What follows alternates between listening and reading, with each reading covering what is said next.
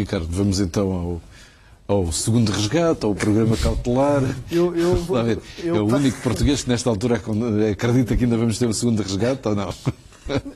Eu acho que está a haver aqui uma... Vamos pôr as coisas nestes termos. O que é que nós chamaríamos a algo que significa assinar um memorando de entendimento, estar sujeito a condicionalidades externas e à permanente ameaça de que, se não as cumprirmos, deixamos de ter acesso a financiamento, a ter exames trimestrais àquilo que são ao cumprimento dessas condicionalidades externas. O que é que nós chamamos a isto? Isso aí parece um resgate. Isto é um resgate, mas na verdade nas últimas semanas tem-se chamado a isto programa cautelar.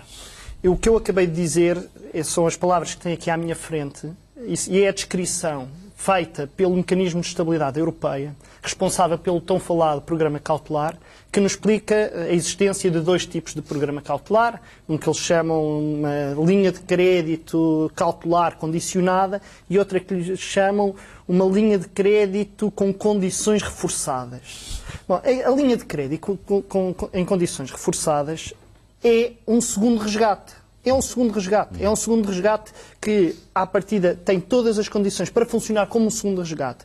Tem-se dito muito, mas isto não vai ser tão exigente, não vai ter tanta interferência externa. Não.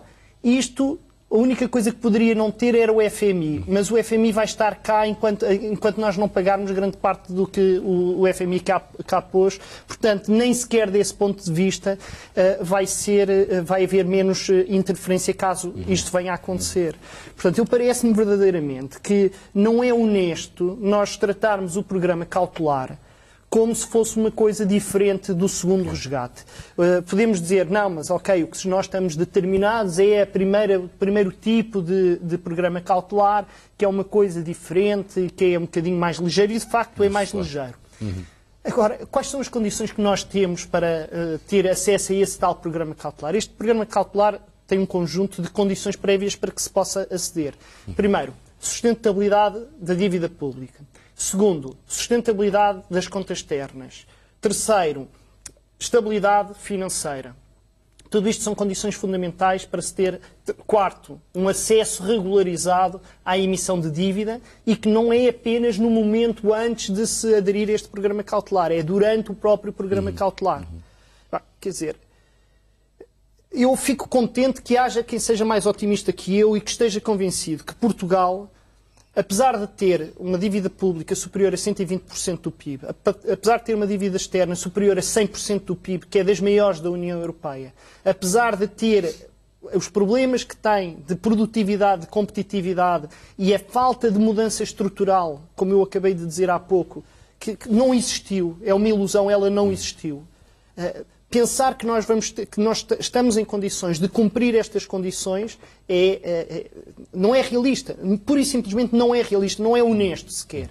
Portanto, das duas uma, nós estamos a contar que a Europa vai completamente fechar os olhos e que o Mecanismo de Estabilidade Europeu, que é uma instituição que se quer afirmar internacionalmente como uma instituição credível, vai fechar os olhos completamente a isto e nós vamos ter acesso não sabemos muito bem porquê, porque no fundo vamos pagar taxas de juros que seriam muito maiores do que pagaríamos se tivéssemos o segundo tipo de programa cautelar, que é um segundo resgate.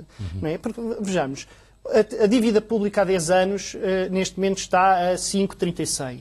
Não é? Estava ontem a 5,36. Isto num momento em que, ponto 1, temos as taxas de juros mais baixas que tivemos nos últimos meses e com grande probabilidade de voltarem a subir. Em segundo lugar, no momento em que temos pouquíssima dívida pública colocada no mercado.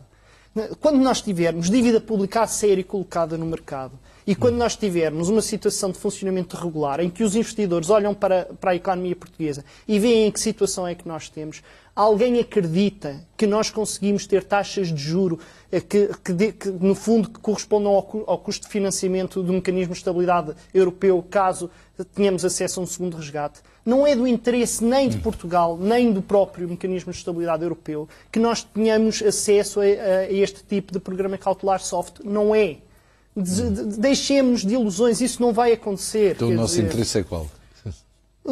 Bom, aí divergimos, não é? E é parte.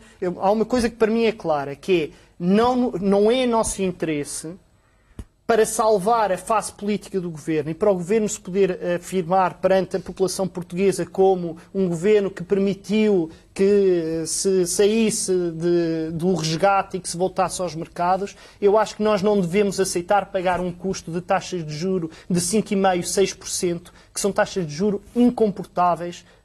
Nós estávamos há bocado a falar aqui de taxas de juro de 5,36%.